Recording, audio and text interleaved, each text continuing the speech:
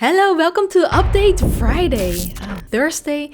Yes, I'm posting this a day earlier because tomorrow I wanted it all to be about Medal of Honor, which is then released. I will live stream the game, and also if I can make it, I will post a review tomorrow or else later in the weekend, so stay tuned for that.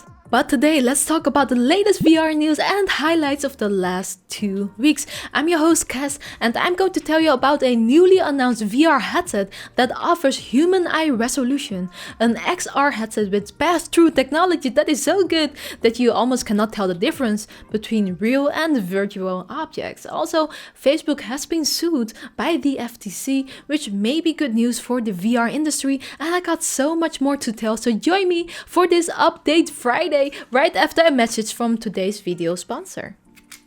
You are probably here because you like new tech. Then a smart wallet from Exter should not be missed in your arsenal. Ditch the bulk with these wallets that fits 12 plus cards, 6 in the metal and 4 in the expandable backplate. Still, it keeps a slim profile and makes you look good. It's equipped with a patented easy to access mechanism, has RFID protection, and it's very durable as it's made from space grade aluminum. Plus, if you get this solar powered tracker too, you can locate your wallet from anywhere. Hey, where is my wallet? Exter is running a Christmas gifting sale right now up to 35% off site-wide with free gift bags. Check the link in the description.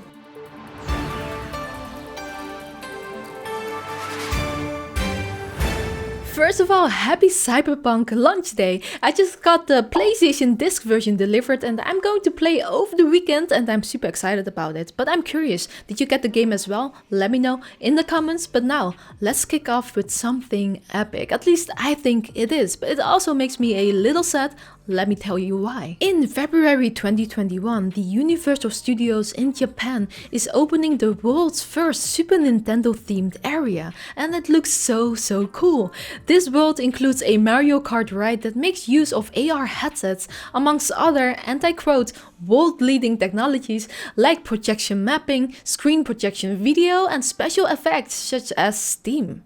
You'll be riding in Bowser's castle while grabbing the steering wheel yourself, drifting, spinning, and during the race you can throw swords that you can get from an item box to defend yourself. You'll compete for first place with Mario and Princess Peach themselves, and the outcome can actually be that you lose but also win, so that gives the ride some replayability. The whole area has cool gamification stuff, and well, the entire park sounds like a dream to me and I really want to go there now, but that's also what makes me a bit sad, as we just don't know when we can finally travel again. So let's stay healthy for now and look forward to a day where we can do all this again. Let's move on to VR games and apps news. That is something at least we can do. So this week we had a few cool releases, Contractors and Myst on Quest. I haven't had a chance to try Myst yet, but Contractors I did and loved it. You may already know that it's my favorite FPS on PC VR, and I think it plays the same, so that's awesome work by the devs. Tomorrow we are also getting Medal of Honor Above and Beyond for the Rift and Steam platform. I'm currently working on a review on this, which I'm hoping to post either tomorrow if I can make it, or else I'll post it in the weekend. Now, have you ever played Rip Coil or Marvel Powers United VR? Because if you did, you may have gotten this email that says that the game is being pulled from the Oculus store. The email says you are able to continue playing the game through March 1, 2021, but it will no longer be available for new users to purchase or download, and they also recommend deleting the game to avoid dead space taking up on your device. Oculus has indicated that if you purchase this within 6 months of the refund request, then you can get your money back, but you do need to manually reach out to the Oculus customer support. But I guess, rest in peace to both games. Now here's something we may need your help with. Google is shutting down Poly 3D, which implicates things for many VR developers and artists who depended on this tool. It even made my life easier for my proposal app, which was the first time I used it and it was just so handy. But how can you help? Well, if you got some time, please sign this petition to open source Poly 3D. This was created by Rosie Summers, an amazing tilt brush VR artist, by the way. Go check her out. I will will link this petition below, and by the way, if you've got stuff on Poly yourself, you can export them for a backup using Google's takeout service. Okay, so you may or may not have heard about Facebook accounts being banned seemingly out of nowhere. This is most likely due to Facebook's automatic ban bot that is a little bit too strict. It causes a problem of people getting locked out of their Oculus accounts where they have bought many games. Now, no one knows how many people have dealt with this exactly. It could be a loud minority, but still, a lot of people have been concerned and frankly have decided against buying an Oculus Quest headset because of this, which is what I find sad because we want more people in VR and not reasons for them not to. So news came this week that the FTC, the independent US government organization whose mission is to protect consumers in the US, they sued Facebook alleging that the company is illegally maintaining its personal social networking monopoly through a years-long course of anti-competitive conduct. This is backed by a coalition of attorneys general of 46 states. The FTC is looking for a permanent solution that could, amongst other things, include selling off Instagram and WhatsApp, prohibit Facebook from imposing anti-competitive conditions on software developers, and require Facebook to seek prior notice and approval for future mergers and acquisitions. Now, Oculus wasn't mentioned in this article, but this is interesting because if the federal court would side with the FTC, then chances are high this will impact us consumers, Oculus consumers as well. So I'm definitely keeping my eyes on this. Now onto something a little less dystopian, more epic.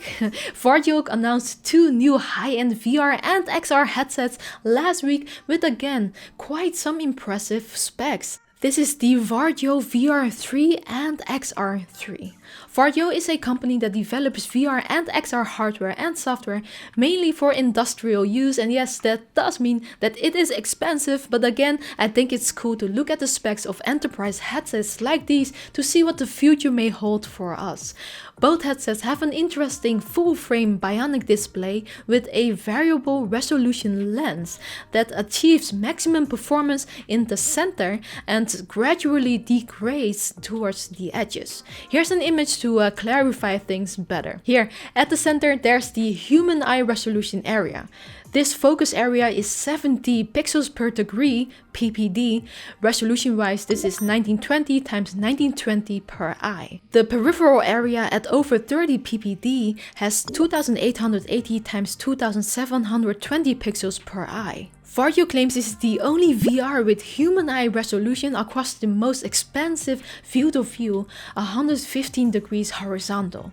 They also claim the color accuracy is so good that it looks exactly as it does in the real world. The color accuracy matches 99% with the sRGB color space. Both headsets also offer built-in ultra-leap hand tracking. Ultra-leap used to be leap motion, and for those that don't know, they used to offer a sensor for hand tracking that you could mount on headsets, and it worked very well. The headsets also have integrated eye tracking for use with foveated rendering. It can also automatically set your IPD adjustment with a range from 59 to 71 mm, which I think is very cool. But the biggest difference between the headset is that the VR3 headset is made for use with Steam VR tracking, while the XR3 can also do inside-out tracking using RGB video pass-through cameras. And these cameras are good enough that someone can even use them to thread a needle, as you can see from this footage by Varjo. I think that's pretty crazy, right? The XR3 also uses a LiDAR scanner combined with the stereo RGB video feed for depth detection that Varjo claims to set a new benchmark for realistic hand, object and people occlusion. They say it perfectly blends real and virtual objects. Varjo's video pass-through technology is also different from other AR headsets, as they say that the XR3 is the only device where virtual items look real instead of appearing as holograms. I have tried their previous VR headset before during a VR event, and I was definitely impressed by the clarity. So I believe these headsets are another gem in the industry. Too bad these headsets are not so consumer friendly, as the VR3 costs $4,000 US and the XR3 costs $7,000. Both prices include a required annual subscription as well. Although, interestingly, it is a lot less pricey than their previous headsets at $7,000 and $11,000, so maybe in a few years we'll see prices more in the consumer range. Perhaps we can start saving up.